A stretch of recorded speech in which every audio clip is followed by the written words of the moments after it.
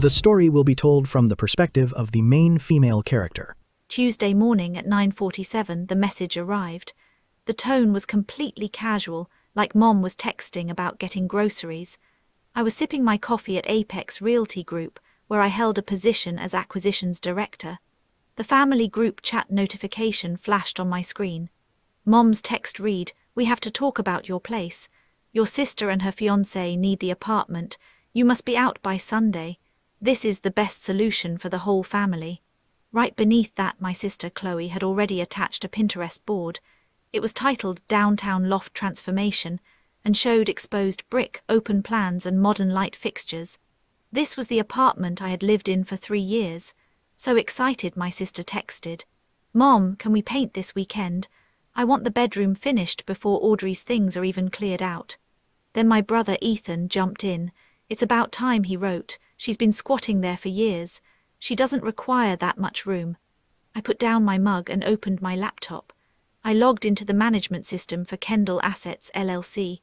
I had founded this company 6 years ago when I began investing in property. My family knew nothing about the firm because they never asked about my finances. The 512 Belmont Street property details came up. It held 12 units, mixing residential and commercial spaces. I noted the purchase price, $3.1 million. The current valuation was $4.5 million. Audrey Kendall, through Kendall Assets LLC, was the owner.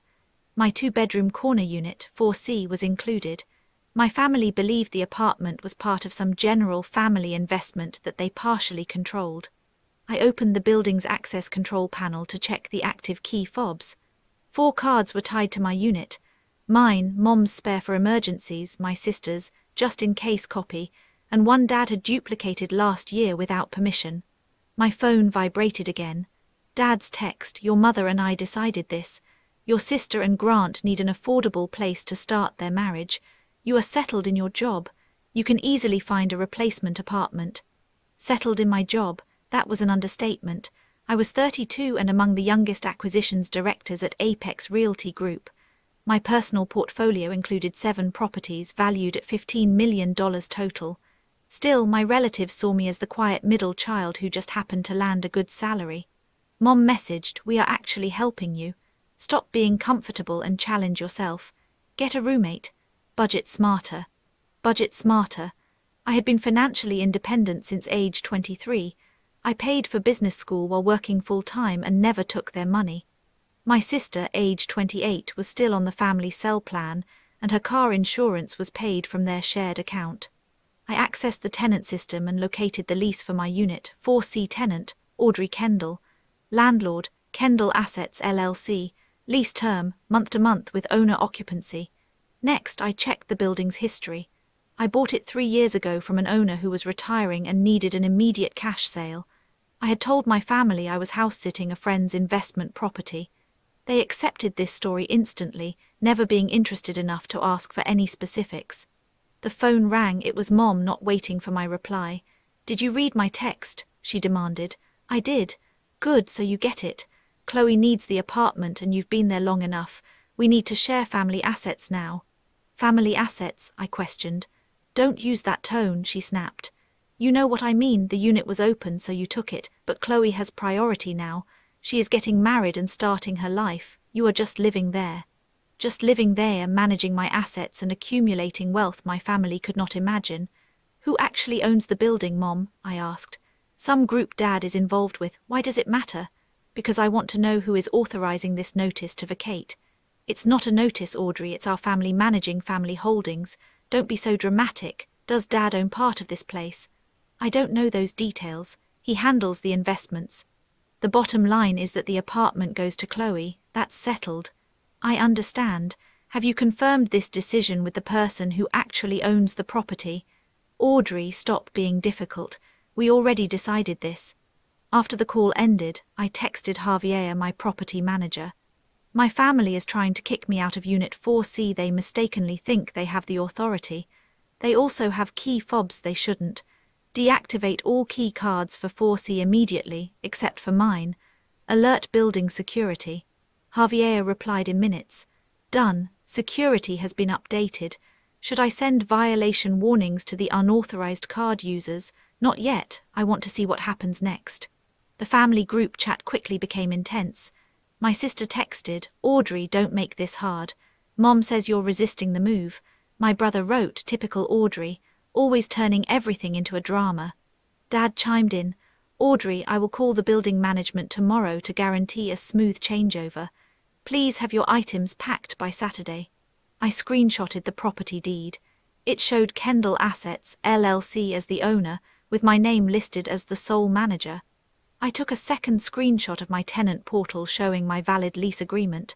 I saved both images but didn't send them yet. On Thursday morning, Dad's calls started blowing up my phone. I was meeting a client about a potential $9 million mixed-use acquisition, so I ignored them.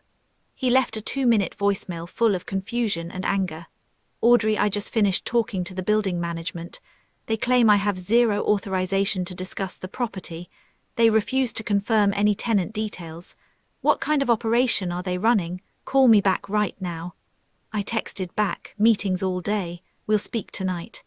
By Thursday afternoon, my sister had clearly tried using her key fob. Sister's text, my key isn't working. Mom, something is wrong with the security here. Chloe can't get inside to measure for furniture. Mom, directly to me, Audrey, did you mess with the security system? My reply, I haven't touched anything.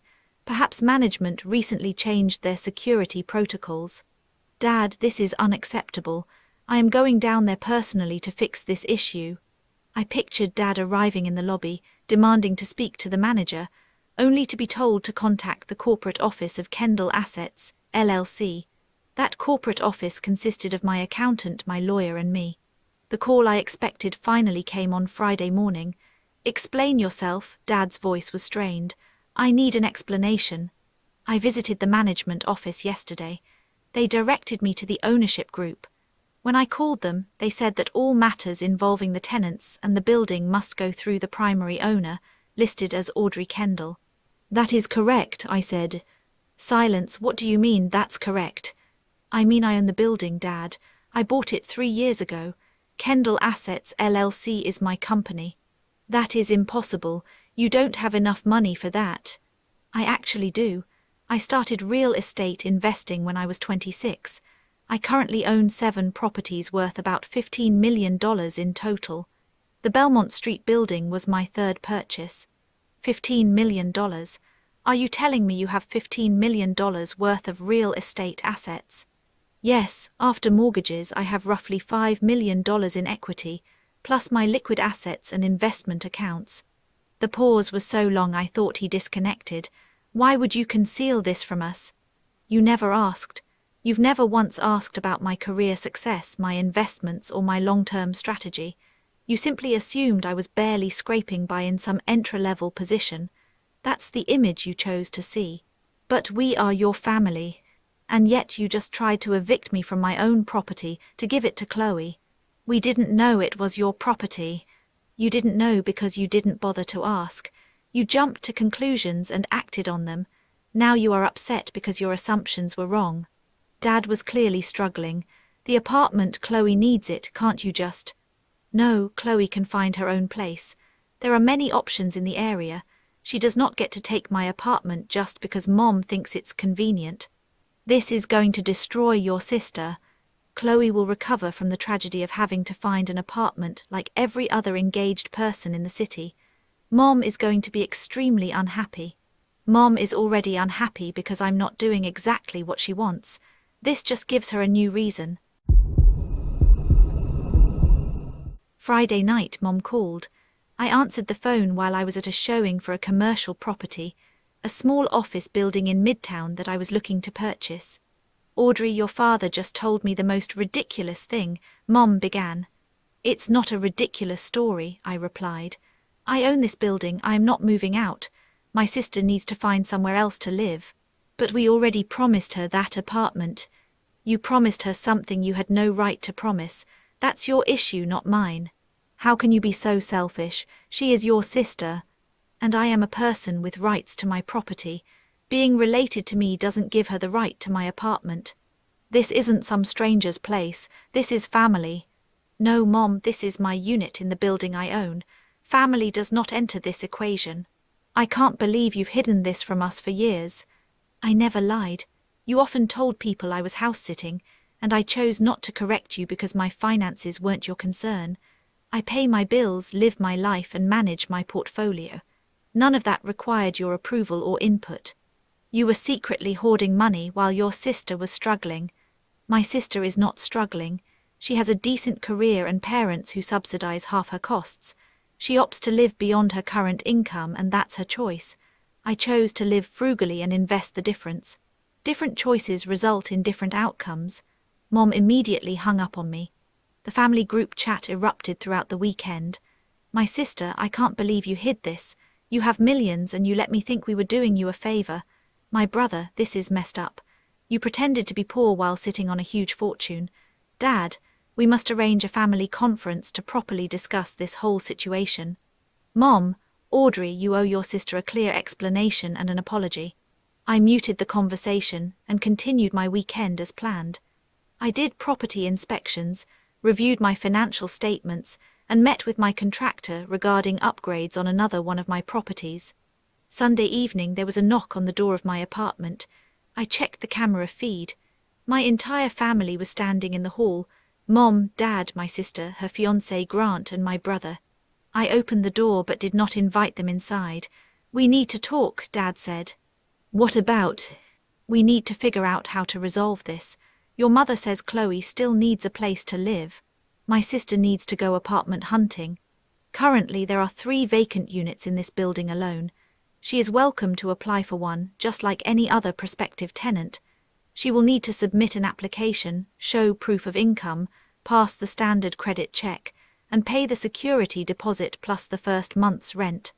You can't be serious, my sister said. I am serious. I am telling you about the openings because you are my sister. Otherwise you'd have to search Zillow, but you are not getting my unit. What about a family rate? Grant, my sister's fiancé, asked. A discount for relatives. Market rate, I stated clearly. I do not offer family discounts. That is how family conflicts begin. Family conflicts, Mom's voice escalated. We already have a conflict because you chose to conceal your wealth. I haven't hidden anything. I chose to keep my finances private, which is my right. You all made assumptions and I didn't correct them. That is not the same as lying. You deliberately let us believe you were struggling, my sister countered. I never once said I was struggling. You assumed that because I choose not to broadcast my financial success like it's a competition. My brother spoke up. So what's the plan? You're just going to keep all that money just for yourself? It is my money, brother. I earned it, I invested it, and I grew it. What exactly do you think you are entitled to? We are family. Being family does not create financial obligations. I owe none of you housing, cash, or access to my assets. Dad tried a new angle. Audrey, your mother and I are proud of your accomplishments. We just believe you should be more generous toward your family. I am generous to my family. I host holidays. I remember all the birthdays. I show up when it matters.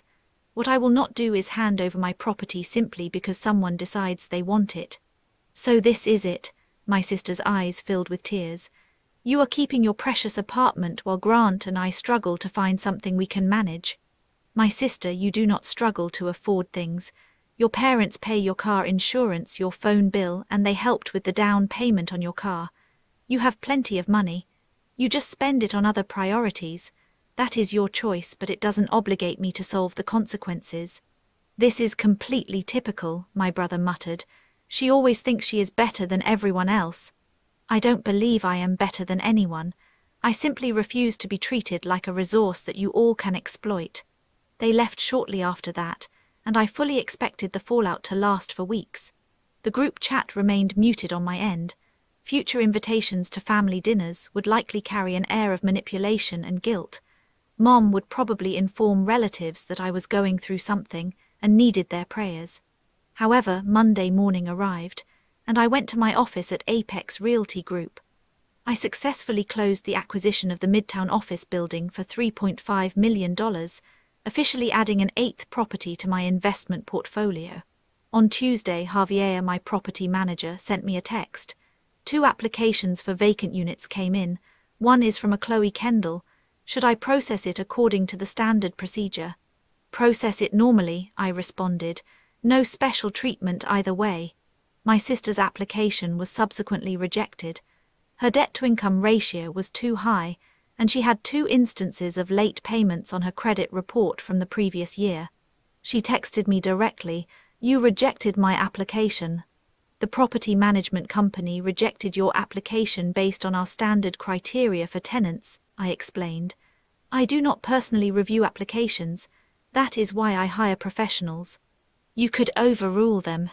"I could, but I won't. Those guidelines are in place for a specific reason." "I hate you," she texted back. "You are welcome to feel that way," I replied. 3 weeks later, my sister and her fiancé found an apartment located across town. It was smaller than my unit and slightly more expensive, but it was theirs. Mom ceased direct conversation with me, communicating only through terse texts about holiday coordination. Dad occasionally sent articles regarding family wealth management with pointed subject headings. But I kept my apartment with its wall-to-ceiling windows. I kept my building with its steady stream of rental income, and most importantly, I kept my boundaries intact. They had originally commanded me to pack your things, unaware that I was the building's owner. Now they knew the truth, and everything in our relationship had changed, except for my lease, which remained exactly as it always had. Mine.